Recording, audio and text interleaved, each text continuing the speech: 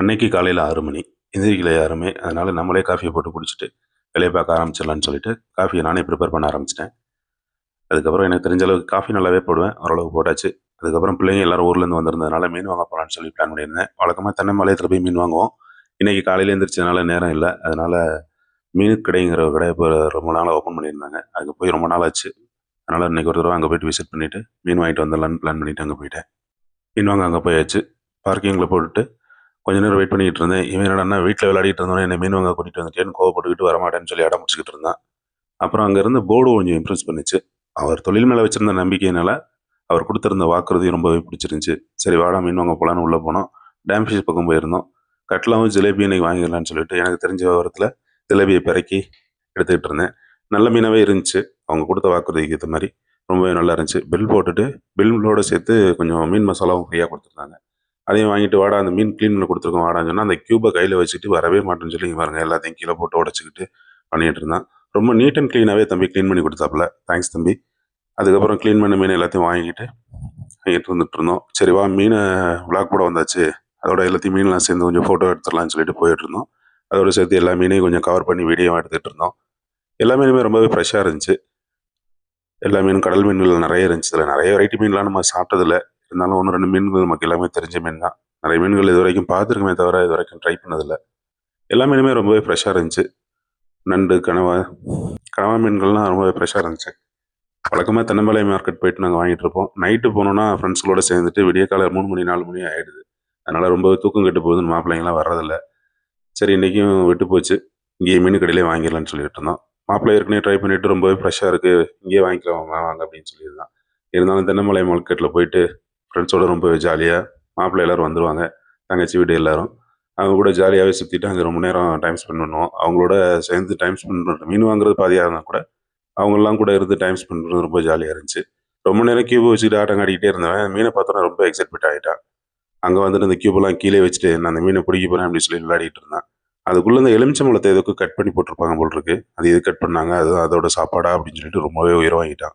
ஆதில்கிட்ட ஒரு விஷயமே என்னென்னா, எந்த ஒரு விஷயத்தை பார்த்தாலும் நிறைய கொஸ்டின்ஸ் கேட்டுகிட்டே இருப்பான், டவுட்ஸ் நிறைய கேட்டுகிட்டே இருப்பான், அவனுக்கு பிடிச்ச சஜஷன் சொல்லிட்டு இருப்பான். அந்த மாதிரி அவன் கேட்குற நிறைய விஷயங்கள் தான் அவனுக்கு இந்த மாதிரி ஒரு vlog ஆரம்பிச்சு அந்த மாதிரி எக்ஸ்ப்ளோர் பண்ணணும் அப்படின்னு ஒரு ஐடியாவே எங்களுக்கு வந்தது. ஏன்னா எல்லாத்த பற்றியும் நிறைய கொஸ்டின்ஸ் கேட்பான், நிறைய டவுட்ஸ் வருவான். அதே மாதிரி நிறைய ரெஃபர் பண்ணிட்டு படிச்சுட்டு அதை பற்றி நல்லா டிஸ்கஸ் பண்ணுவான். அந்த டேலண்ட் அவனுக்கு சின்ன வயசில் இருந்ததுனால இந்த மாதிரி ஒரு vlog பண்ணலாம் அப்படின்னு. இந்த vlogக்கும் கூட திடீர்னு கிடைச்ச ஒரு ஐடியா தான். சும்மா எதார்த்தமாக பேசிகிட்டு இருக்கும்போது நிறைய பேட்மிண்டன், ஃபுட்பால் இதெல்லாம் வாங்கிட்டு யூடியூப்பில் பார்த்துட்டு வா விளையாடலான்னு சொல்லிட்டு ரொம்ப நேரமே தொல்லை பண்ணிகிட்டு இருப்பான். திடீர்னு ஒரு நாள் அது மாதிரி என்னை விளையாட கூடும்போது நான் வரலன்னு சொன்னேன். அப்போ வா ஏதாவது vlog பண்ணலாம் அப்படின்னு ஐடியா கிடைச்ச கையோட ஆரம்பிச்சு விட்டாச்சு. எப்போவும் வீட்டு மசாலாவே வச்சு மீன் குழம்பு பண்ணுறவங்க இன்றைக்கி மீன் கடையில் கொடுத்த மீன் மசாலாவை ட்ரை பண்ணலான்னு சொல்லி அதை வச்சு ட்ரை பண்ணாங்க. ரொம்பவே நல்லா வந்துருந்துச்சு. சாப்பிட்ட திருப்தியில் ரொம்ப நேரம் கொஞ்சம் ரெஸ்ட் எடுத்துட்டு ஈவினிங் எங்கே வெளில போகலாம் அதில் குட்டி நான் கிளம்பிட்டு ஸ்ரீ சக்தி தேட்டர் பக்கம் சுற்றிட்டு இருந்தோம். அங்கே இளநீ கடையை பார்த்துட்டு எனக்கு இளநீ வேணும்னு கேட்டுட்டு இருந்தேன். இளநீ குடிக்கலான்னு போயிட்டு அவன் பண்ண அக்கப்பூர் இருக்கு, அது ஒரு தனி vlog வந்திருக்கும். அப்புறம் அதெல்லாம் ரீல்ஸ் எடுத்துகிட்டு ரொம்ப நேரமாக ட்ரை பண்ணி கையில் இருந்த மட்டையில் எடுத்து சாப்பிடலான்னு ட்ரை பண்ணிகிட்டே இருந்தான், வரவே இல்லை. கொஞ்ச நேரம் பார்த்துட்டு போய் ஆனால் கையில் எடுத்து சாப்பிடுறேன்னு சொல்லிட்டு கையில் எடுத்து சாப்பிட ஆரம்பிச்சிட்டான். அதுக்கப்புறம் அந்த ஏரியாவில் வேணால் சுற்றிட்டு இருந்தோம். எனக்கு பைக்கில் உட்காந்து ஒரு இது எடுக்கணும், வீடியோ எடுக்கணும், வா அந்த ஸ்ரீ சக்தி தேட்டருக்கு முன்னாடி போகலான்னு சொல்லிட்டு அங்கே கொஞ்சம் நேரம் போட்டு அலப்பறையை கொடுத்துக்கிட்டு இருந்தேன். அப்புறம் அந்த வீடியோலாம் எடுத்து முடிச்சுட்டு திடீர்னு ஒரு ஹெல்மெட் கடையை பார்த்துட்டு நான் நிறைய சோசியல் மெசேஜ் சொல்ல போகிறேன், வா ஹெல்மெட் கடையில் அவேர்னஸ் கிரியேட் பண்ணலாம்னு சொல்லிட்டு கொஞ்சம் நேரம் போட்டுட்டு இருந்தேன். அதை அடுத்து உங்களுக்கு வீடியோவில் வரும்.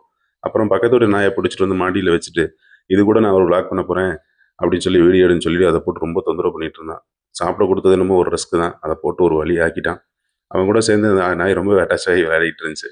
இப்போ தான் எடுத்துகிட்டு வந்திருந்தாங்க. ஃப்யூச்சரில் நல்லாவே க்யூட்டாக விளையாடிட்டு இருக்கு. ஃப்யூச்சரில் அதை வச்சுன்னு ஒரு வீடியோஸ்லாம் உங்களுக்கு வரும், கண்டிப்பாக பாருங்கள். மாடியில் வச்சுட்டு ரொம்ப நேரம் சுற்றி அதுவும் டயர்ட் ஆயிடுச்சு. அதுக்கப்புறம் அவன் வான்னு தொட்டு விளாட கூப்பிட்டுக்கிட்டே இருந்தான். அது என்னமோ வரவே மாட்டேன்னு சொல்லிட்டு இருந்துச்சு.